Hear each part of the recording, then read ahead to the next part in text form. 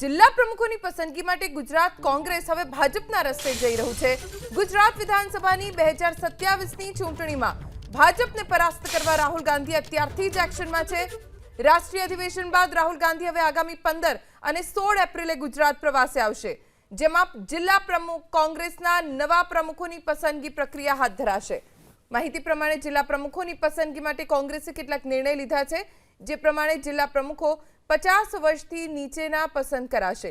જિલ્લા પ્રમુખ માટે દાવેદારે સંગઠનમાં કામ કરેલું હોવું જોઈએ। દાવેદાર નેતા સામે પક્ષ વિરોધી પ્રવૃત્તિનો આરોપ ન હોવો જોઈએ। તો જિલ્લા પ્રમુખ બનનાર વ્યક્તિ આગામી સમયમાં કોઈ પણ પ્રકારની ચૂંટણી નહીં લડી શકે। સાથે કોંગ્રેસની વિચારધારાને વરેલી વ્યક્તિને જ પદ અપાશે। જિલ્લા પ્રમુખોની પસંદગી માટે ગુજરાત કોંગ્રેસ હવે ભાજપના રસ્તે જઈ રહ્યું છે। ગુજરાત વિધાનસભાની 2027ની ચૂંટણીમાં ભાજપને પરાસ્ત કરવા રાહુલ ગાંધી અત્યારથી જ એક્શનમાં છે।